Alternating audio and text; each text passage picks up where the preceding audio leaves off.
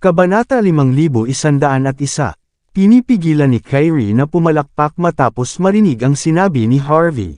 Alam na alam niya kung gaano kahirap pakitunguhan ang dalawang prinsipe. Kaya naman dinala niya dito si Harvey para subukan ang kanyang kakayahan. Hindi niya akalain na ang mga prinsipe ay mapupunit ng ganoon kadali.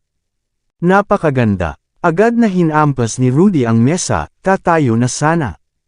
Ilang beses ko na bang sinabi sa'yo, Rudy? Ang bawat dakilang tao ay dapat maging matyaga. Dinala ni Miss Patel ang asawa niya na nakatira dito para subukan tayo. Hindi tayo dapat mawalan ng ugali. At saka, hindi pa natin alam kung sino ang may hawak nitong piging. Bakit mag-aaksaya ng enerhiya kung marami tayong oras? Ibinaba ni Alfred ang kanyang tasa. Malinaw na mas kahanga-hanga siya kaysa kay Rudy. Nang marinig iyon, huminga ng malalim si Rudy para pakalmihan ang sarili. Tumawa si Kyrie, pagkatapos ay sinubukang mamagatan sa sitwasyon. Hindi ko kayo dinala dito para mag-away. Gusto ko lang makita kung may chance na magkatrabaho tayo. Alam ninyong dalawa na tinitingnan ng tatlo pang pangunahing sangay ang sangay ng Walls-in bilang kanilang pinuno. Iginagalang din ni Elias, ang Diyos ng digmaan, ang taong iyon. Sapat na iyon para patunayan kung gaano katakot ang lalaking iyon. Kung hindi tayo magtutulungan, sa totoo lang, magiging okay ako dito. Kayong dalawa naman, malamang maghihirap. Napangisi si Rudy matapos marinig ang sinabi ni Kyrie. Tigilan mo na ang pagpapanggap. Natatakot ka lang sa 5 pangunahing sangay na nagtutulungan para lipulin ka. Kaya ikaw ay hinihiling na makita kami. Sige, ipapaliwanag ko sa iyo. Hinding-hindi ako aamin sa asawang nakakulong. Buwan-buwan akong tinatapakan ang mga katulad niya. Gusto niyang maging manugang natin. Magkaroon ng panaginip. Totoo ba yun? Sagot ni Harvey. Tahol ng tahol kayong lahat na walang kagat. Ano ang magagawa ng isang tulad mo? Kung ikaw ay hindi masaya ka sa akin, patayin mo na lang ako. Namumula si Rudy sa galit. Matalim ang tingin ni Titania at ng iba pa kay Harvey. Natahimik si Rudy, natural na apektado siya sa mga sinabi ni Harvey. Gayunpaman, hindi nagtagal ay natauhan siya. Kung wala ang tulong ni Alfred, siya ang unang mamamatay kung talagang ipinaglaban niya ang trono. Kung tutuusin, ang Gangnam Branch ang pinakamasama sa buong pamilya. Itigil mo na ang pag-aaway namin, Harvey. Galit na bulalas ni Rudy, madilim ang kanyang ekspresyon. Loyal ako kay Prinsipe Alfred. Ang mga sangay sa ibang bansa at ang mga sangay ng Gangnam ay kumikilos bilang isang unit. Sa tingin mo ba madali mo kaming mapaghiwalay? Ikaw ay minamaliit mo kami. Totoo ba yun? Nagkibit balikat si Harvey, na nakangiti ng mapaglaro. Gusto mo talagang maging utusan ni Prinsipe Alfred. Paano naman mo ginagawa ang pabor at sa halip ay maging lingkod ni Kyrie? Sisiguraduhin kong tretuhin ka ng mabuti kung gusto mo. Ikaw. Namumula si Rudy sa hindi mapigil ang galit. Si Harvey ay isang manugang lamang, ngunit siya ay napakahusay sa pagsira sa espiritu ng mga tao. Malamang mamamatay si Rudy sa galit kapag nagpatuloy ang usapan. Ibinaba ni Alfred ang kanyang tasa. Seryoso niyang sinulyapan si Harvey. I admit, you are quite an impressive character. May karapatan kang maging manugang ng pamilyang ito. Pero isipin mo, kung lalabanan mo kami, may ibang kukuha ng mga samsam sa digmaan sa huli. Kumatok si Alfred sa mesa. Wala kang magiging kasiyahan kung gagawin mo iyon.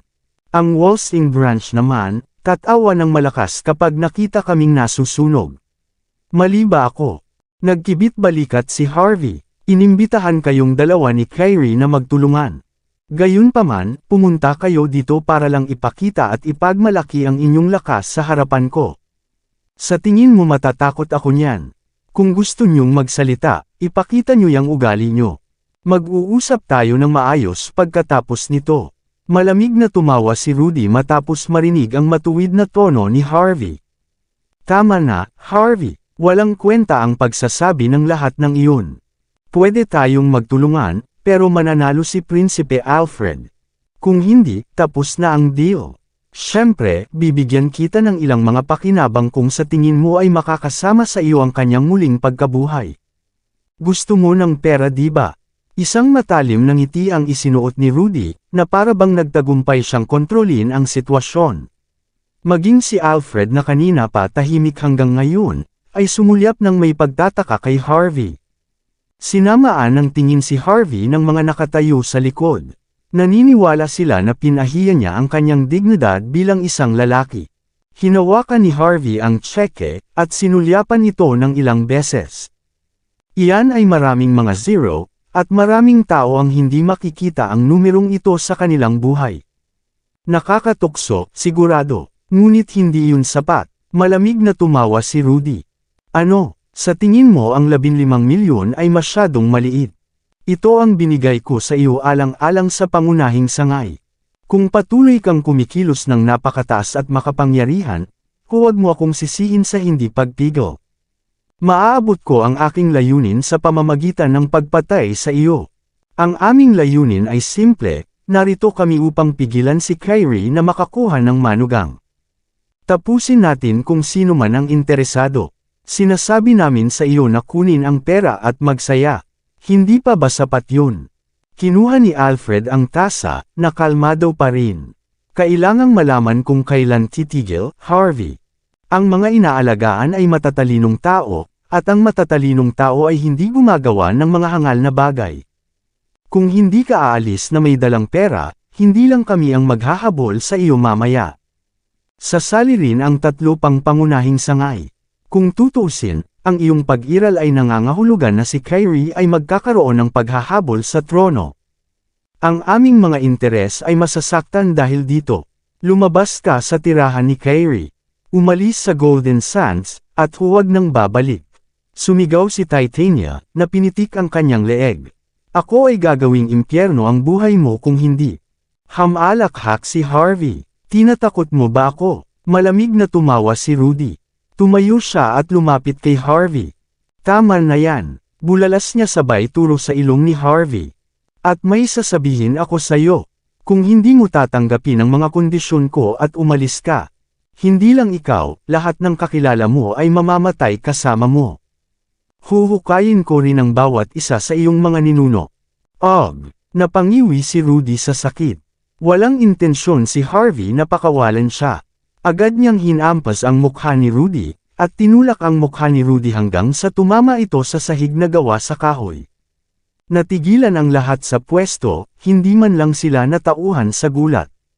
Siyempre, walang nag-iisip na magiging matapang si Harvey para gawin ang ganito. Hindi lang siya natakot sa pananakot ni Rudy, naglakas loob pa siyang tapakan ang mukha ni Rudy. Nagbalik sa katinuan si Alfred, at sumimangot. Ano ang kahulugan ng lahat ng ito? Alam mo ba ang kahihinatnan sa paggawa ng ganyan? Si Titania at ang iba ay sumigaw sa hindi mapigil ang galit matapos bumalik sa kanilang katinuan. How dare you touch our prince, you bastard! Papatayin ka namin! Inihagis ni Titania ang kanyang latigo, at sumugod pa sulong. Inilabas ng mga eksperto mula sa sangay ng Gangnam ang kanilang mga armas, at sila ay namumula sa galit, handa nang putulin si Harvey. Kyrie waved her hand bago pa man magawa ni Harvey. Maraming mga dalubhasa mula sa punong sangay ang sumulong. Itinigil si Titania at ang iba pa sa kanilang mga landas. Pagkatapos ng lahat, ito ang punong tanggapan ng pamilya Patel. Siguradong maghihirap ang Gangnam branch kung gagamit sila ng dahas dito. Halos mawala ng malay si Titania, at ang kanyang mukha ay puno ng galit, at siya ay nagngangalit ng kanyang mga ngipin. Anong ibig sabihin nito, Kyrie? Kung sino man ang humipo sa mga tauhan ko, pagbabanta ni Kyrie, papatayin ko ang buong pamilya nila.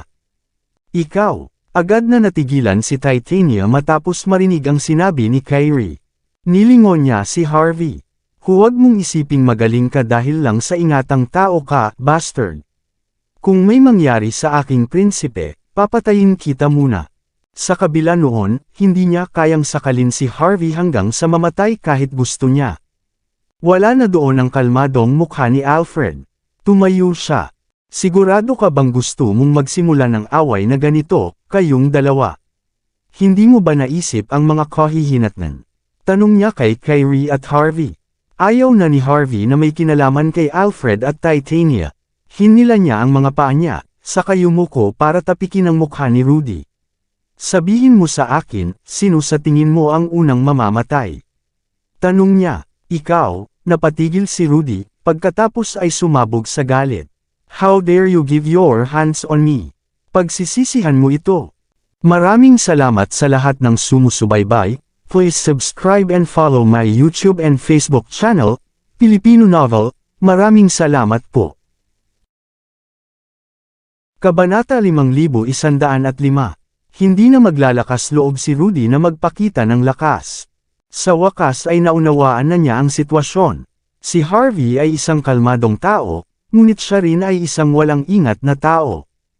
Kung patuloy na ibinubuko ni Rudy ang kanyang bibig, siya ay magtatapos ng walang pag-aalinlangan.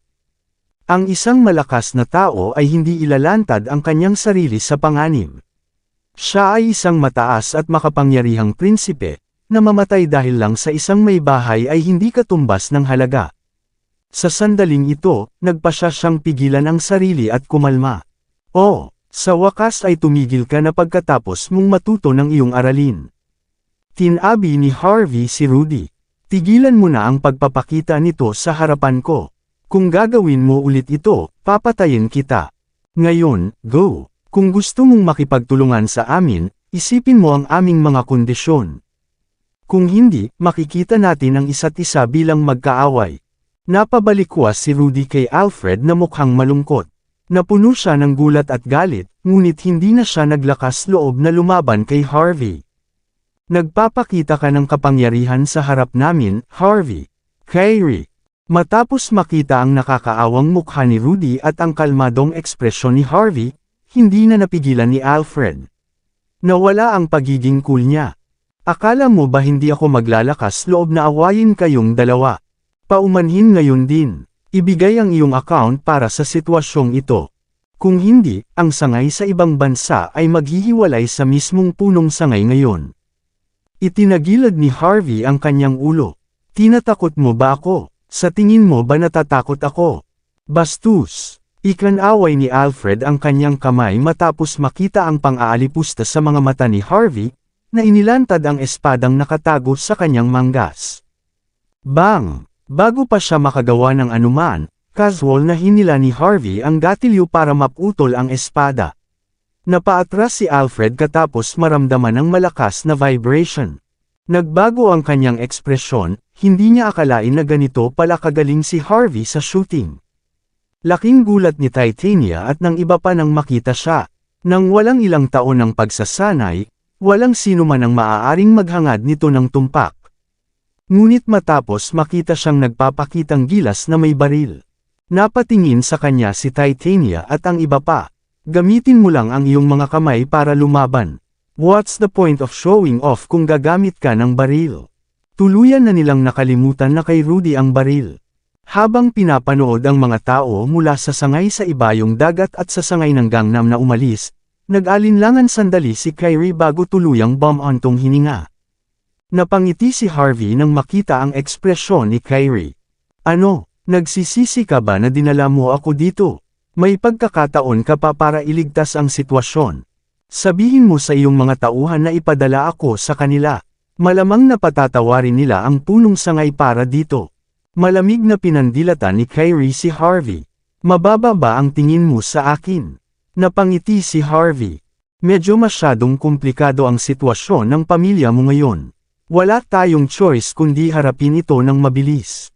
Kapag naiintindihan nila na ito lang ang paraan para mapanatili ang kanilang posisyon, tiyak na susuko sila. Wala na tayong oras makipaglaro sa kanila. Kumunat ang noo ni Kyrie. At paano kung hindi sila dumating sa kaisipang iyon? Kung gayon kailangan nating patumbahin sila bago gumawa ng anuman, sagot ni Harvey. Isa pa, makikipagkita ako kay Elias. Tingnan natin kung makukuha natin siya sa panig mo. Ako ang kanyang adopted na kuya kung tutuusin. Natahimik si Kyrie, at napuno ng kawalang paniwala. Si Elias ay ang Diyos ng digmaan ng sangay ng mordo ng pamilya. Siya ang pinakamahigpit na kalaban na dapat harapin, ngunit siya ang nasasakupan ni Harvey. Ito ay nakakabaliw para sa kanya. Inisip ni Harvey ang sitwasyon, hindi pinansin ang pagtataka ni Kyrie. Magpadala ka ng magbabantay kina Alfred at Rudy. Kung wala silang balak na sumama sa atin, haharangin natin agad sila. Sincere man sila o hindi, dito magiging madali para sa iyo na bumangon sa kanilang suporta. Pero kung balak nilang sumali sa Walsing Branch, pagkatapos ay gawin mo ang dapat gawin. Hindi naman kita kailangang turuan ngayon, di ba? Nabawi ni Kyrie ang kanyang pagkakalmado, at dahan daw ang tumango. Pagkatapos, nagpadala ng mensahe si Harvey kay Elias sa kanyang cellphone. Mag-book ka ng kwarto para sa akin. Makikilala ko si Prinsipe Elias ngayon din. Makalipas ang kalahating oras, sa restaurant na pag-aari ng pamilya Patel. Saglit na pinaningkitan ni Elias si Harvey bago bumantong hininga. Sa relasyon natin, susuportahan ko talaga si Kyrie. Kahit na walang pagkakataong manalo si Kyrie. Ginamit ni Dalton ang lahat ng kanyang kapangyarihan para agawin ang trono ng pamilya. Hindi lang ang Walsing Branch, kahit ang North Sea at Mordo branches ay sumusuporta dito. Maraming matatanda mula sa head ng mga sangay din ang sumuporta sa kanya. Hindi makabangon si Kyrie, humigop ng tsaa si Harvey, saka nagtatakang tumingin kay Elias. Dalton, prinsipe ng sangay ng Walsing. Kilala mo ba siya? Ano siya? Nag-isip sandali si Elias. Si Dalton ang pinakamahusay sa 5 pangunahing sangay. Hindi lamang siya sanay sa martial arts, ngunit siya rin ay isang lubhang tumpak na tagaplano. Dahil sa kanyang katayuan sa Walsing, nagkaroon siya ng magandang relasyon sa mga nangungunang 10 pamilya at sa Sacred Martial Training Ground. Mayroon din daw siyang mga kapwa alagad sa 4 na sulok ng lupaing ito. Simply put, mas marami siyang connections kaysa kay Kyrie. Ang kanyang pagtaas sa kapangyarihan ay magiging mas kapaki-pakinabang para sa pamilya. Hamalakhak si Harvey. How much more we can talk about? Maaari bang ganap na kontrolin ng pamilya ang Golden Sands ng patas? Natahimik si Elias. Not really. After all, the John family was the most powerful family here. The Patel family, sa kabilang kamay. Kung sasabihin kong sasangkapan ni Kyrie ang pamilya Patel para sirain ang pamilya John, sabi ni Harvey, susuko ka ba at si Dalton? Isang matalim na tingin ang ipinakita ni Elias. Kung kaya niya talaga yun, I will consider switching sides. Tsaka hindi naman ako interesadong magpatakbo ng pamilya. Gayunpaman, ako ay gusto sana bumuti pa ang pamilyang ito, he said. Tumango si Harvey. Kung mag-isa si Kyrie, malamang na hindi mangyayari iyon, ngunit hindi magiging ganoon kahirap kung nandito ako para tumulong. Si Elias ay patuloy na nagbabago ng mga ekspresyon. Akmang sasang-ayon na siya, nang nag-vibrate ang phone niya. Ito ang taong sinabi kong bantayan, si Dalton, sabi ni Elias pagkaraan ng ilang sandali. Maya-maya lang ay may nagmamadaling boses ang tumunog sa kabilang side ng phone. Lumabas silang dalawa sa restaurant. Habang papunta sila sa sasakyan, mabilis na dumating ang isang Land Cruiser. Agad na huminto ang sasakyan, at lumabas ang isang babaeng may hawak na latigo kasama ang ilang martial arts expert, at sila lahat ay nagsisiksikan sa paligid ng lugar na may mga kalmadong ekspresyon. Tumagilid ang ulo ni Harvey, na nakangiti. Sabihin, sa tingin mo ba ang mga ekspertong ito ay dumating para sa iyo, o para sa akin? Kakaibang ekspresyon ang ipinakita ni Elias. Kahit gaano ako kalakas, ako pa rin ang prinsipe ng sangay ng Mordo. Ako ang Diyos ng digmaan na alam ng lahat. Hindi sila baliw para labanan ako. Hinampas ni Harvey ang tuhod niya. Very good. Siguradong nandito sila para sa akin. Tutal nag-iisa lang ako nang walang tulong sa pamilya Patel na teritoryo. Saglit na sinulyapan ni Harvey ang kanyang cellphone. Wow, wala din signal dito. Kailangan mong alagaan mabuti ang kapatid mo rito, Elias. Ito ang tirahan ng Patel. Kailangan mong managot kung ako ay masaktan. Natahimik si Elias matapos marinig ang mga salitang iyon. Alam mo ba kung sino ako? Tumabi ka, at huwag kang gumawa ng gulo. Bas again. Binuksan ng babae ang kanyang latigo, nang umisi. Siyempre alam namin kung sino ka, Prinsipe Elias. Nandito kami dahil may utos para sa kamatayan. Kailangan nina Prinsipe Alfred at Prinsipe Rudy para ipakita ang kanilang katapatan. At iyon ang ulo ng lalaki. Pakiusap, tumabi ka. Curious na tumingin si Harvey sa babaeng may hawak ng latigo, siya ay walang iba kundi ang nasasakupan ni Rudy, si Titania. Matapos makita ang mabangis na ekspresyon sa mukha ng mga manunood, naka-cross arm si Harvey na nakangiti. Titania, tama ba? Ang Diyos ng digmaan ay isang mortal lamang. Ang mga baril at matatalas na sandata ay kasing mapanganib. Pumunta ka. Ibinaba ng mga eksperto ang kanilang mga baril na tinanggal ang safety lock bago sinubukang hilahin ang gatilyo. Swoosh! Si Elias ay isang Diyos ng digmaan, bakit niya bibigyan ng pagkakataon ang mga taong ito?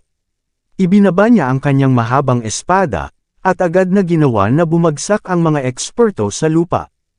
Pagkatapos ay mabilis niyang ibinagsak ang likod ng kanyang palad, na nagpabagsak kay Titania sa lupa. Napasigaw siya sa sakit, at ang buong katawan niya ay kumikibot. Pinalakpakan ni Harvey ang kanyang mga kamay, sinenyasan si Elias na panatilihing buhay ang lahat. Ngumiti siya kay Titania. Akala mo ba may pagkakataon kang patayin kaming dalawa? Dapat alam ni Dalton na wala kang kapangyarihan. Hindi niya hiniling sa ulo ko na magpakita ng katapatan noong una. Sinusubukan lang niya si Elias. Sa 5 prinsipe, siya ang may pinakamaliit na respeto at takot kay Alfred. Ang karangalang iyon ay nahulog kay Elias, ang Diyos ng digmaan. Ako ba ay mali? Mabilis na nagbago ang ekspresyon ni Titania. Maging ang mukha ni Elias ay agad ding naging malungkot. Inilagay niya ang buong puso niya sa martial arts dahil hindi niya gustong masangkot sa mga alitan ng pamilya.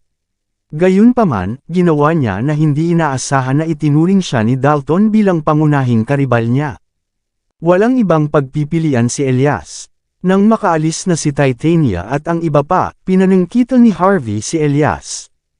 Paano? Sabay pa ba tayong pupunta sa Patel Family Hall? Kung aalis tayo ngayon, opisyal mong lalabanan si Dalton. Paulit-ulit na nagbago ang ekspresyon ni Elias. Sa wakas, sinabi niya, may choice pa ba ako ngayon? May mga bagay na hindi maiiwasan. Judging from the situation, parang mas may kakayahang bumangon si Kyrie. Hindi taga-head branch si Dalton. Napakakitid ng isip niya. Napangiti si Harvey. Nag-cross arms siya bago dahan-dawang naglakad palabas. 8:00 ng gabing iyon. Kabanata 5110. Nakaayos ang buhok ng lalaki at may kwintas ng ngipin ng tigre sa leeg. Wala siyang suot na ibang alahas. Gayunpaman, ang kwintas mismo ay nagkakahalaga ng milyon-milyong dolyar. Kung ikukumpara sa aktwal na alahas, ang kwintas ay tunay na nakatataas. Nagdala siya ng ethereal aura, na para bang isa siyang aktwal na prinsipe. Siya ay walang iba kundi ang isa sa mga pangunahing tauhan ngayong gabi, ang prinsipe ng sangay ng Walsing, si Dalton Patel. Binabati niya at nakipagkamay sa mga pamilyar na mukha habang naglalakad. Napuno ng saya ang mayayamang babae nang makita nila si Dalton. Nagpakita rin ng magalang na tingin ang mga young masters at iba pang maimpluwensyang tao nang batiin siya. Si Dalton ay may pambihirang katayuan sa loob ng pamilya. Sinabi na siya ay napakahusay sa martial arts, at halos naging Diyos ng digmaan. Kahit na hindi siya kalaban kay Elias, matigas pa rin siya. Higit sa lahat, marami siyang koneksyon na nakalap sa Walsing. Nangangahulugan ito na mayroon siyang pambihirang kapangyarihan na makakatulong sa kanyang pamilya na maabot ang mas mataas na taas. Nagpatuloy sa paggalaw si Dalton, na curious na nakatingin sa mga magagandang babae sa paligid niya. Marami sa kanila ay may parehong apelyido, ngunit sila ay nagmula sa ganap na magkakaibang mga sangay. Sila ay teknikal na dumating mula sa parehong pamilya mga 500 taon na ang nakalilipas. Ang punong sangay at lahat ng iba't ibang sangay ay halos walang magawa sa puntong ito. Ito ay hindi nakakagulat na ang mga tao mula sa iba't ibang sangay ay nagpakasal sa isa't isa. Pagkalipas ng ilang sandali ay nakita niya sa wakas si Kyrie na mukhang hindi maganda ang mood. Siya ay kasing ganda ng sinabi ng mga alingaw-ngao, at ang kanyang figure ay kamangha-mangha. Higit sa lahat, napakalakas ng kanyang katayuan. Siya ay nasa pangunahing linya ng dugo, at ang tanging tagapagmana ng pamilya Patel. Sa pamamagitan niya, maaaring makuha ng isa ang pinakasinaunang bloodline ng pamilya. Ang mga pangunahing sangay ng pamilya at ang kanilang mga mapagkukunan ay makokontrol din. Ang posisyon, mapagkukunan, at katawan ni Kyrie. Ito ang layunin ni Dalton. Kung tutuusin, gusto niyang magkaisa ang kanyang pamilya, hindi mahati. Kung hindi, hindi niya magagawang labanan ang mga batang Panginoon at mga prinsipe sa Walsing. Lubos niyang naiintindihan ang pagkakakilanlan ni Kyrie, kasama ang iba pang miyembro. Sa sandaling lumitaw si Kyrie, maraming mga mata ang bumaling sa kanya. Maraming tao ang gustong maging manliligaw niya. Too bad, never tumingin si Kyrie ni isa sa kanila. Matagal na, Miss Patel. Ang ganda mo pa rin gaya ng dati.